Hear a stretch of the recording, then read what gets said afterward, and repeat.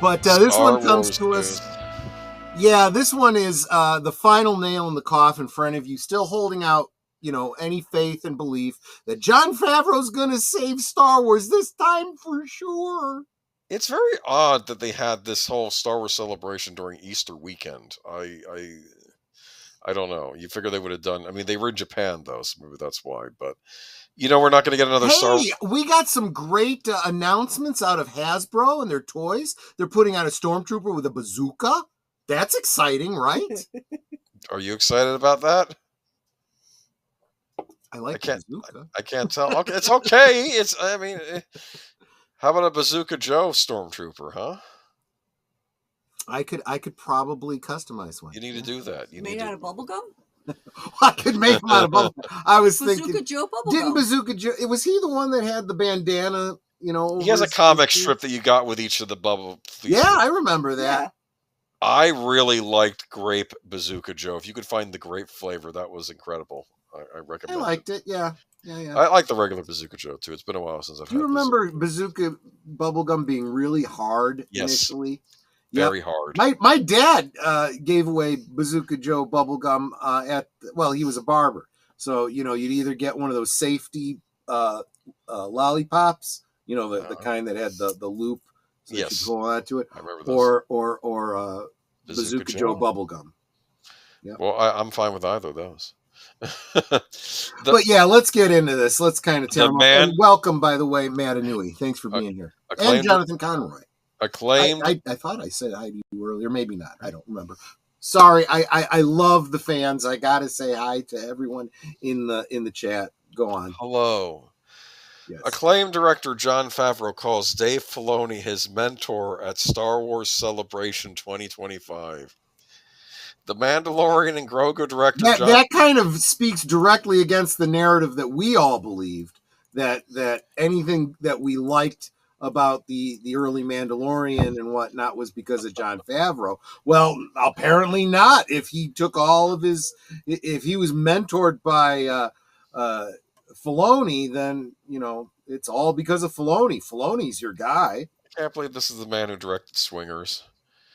Do you think the guy that really no, and apparently before Dave Filoni was his mentor, I'm going to assume that Kevin Feige was also his mentor because Marvel. He played Rocky Marciano in like a biopic. I don't understand what's going on with Jon Favreau now. Okay. The Mandalorian and Grogu director Jon Favreau has declared Dave Filoni his mentor in a recent video from Star Wars Celebration 2025 in Tokyo, Japan. The comment has raised eyebrows given the volume of work and the disparity in gravitas between the two. Referring to Dave Filoni as a mentor is odd given Favreau is older, far more accomplished cinematically, and has worked for many studios, companies, productions, etc.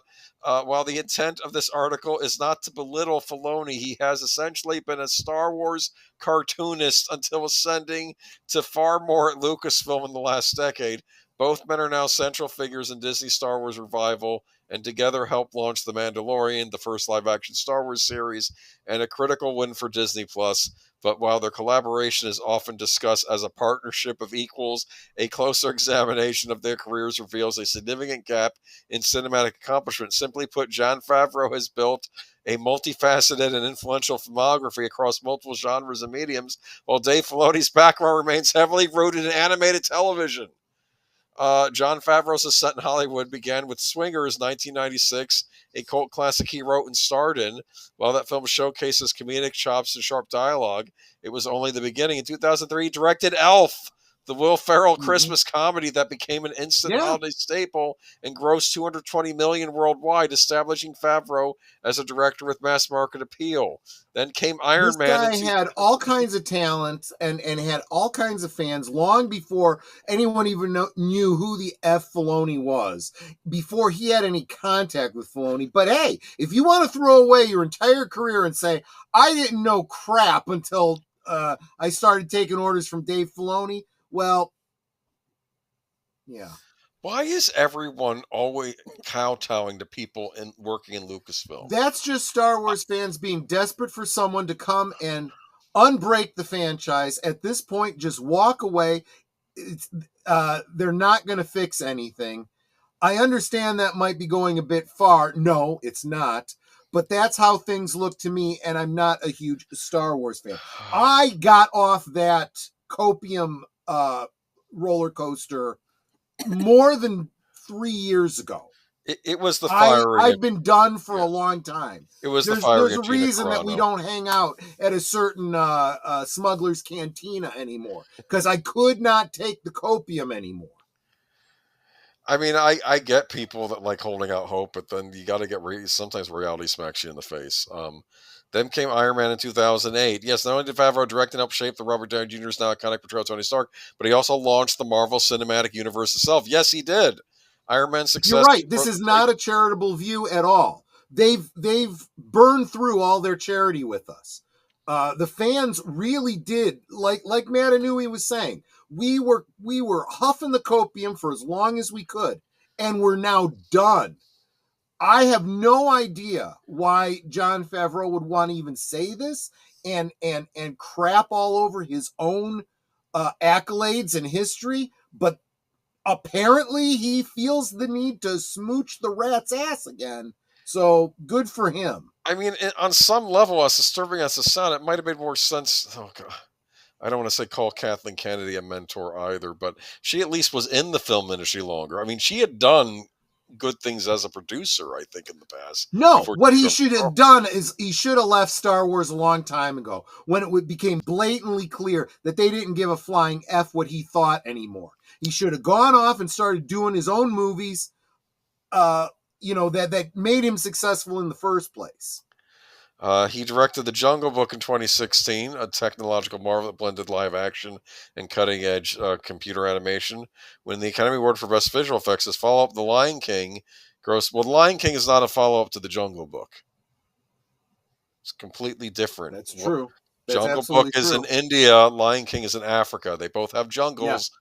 Not the same area of the world. Anyway, maybe some people just don't know the difference, apparently. All told, Favreau has demonstrated mastery in indie drama, comedy, live action, spectacle, and franchise building. Anyway, I'm just messing with you with that. I'm sure the writer knows that. I'm just saying. Anyway, Dave Filoni's background is in animation. There's no shame in that. His work on Star Wars: The Clone Wars earned praise for deepening the Star Wars mythos, fleshing out characters like Ahsoka Tano. What do you mean fleshing out? That's where she came from.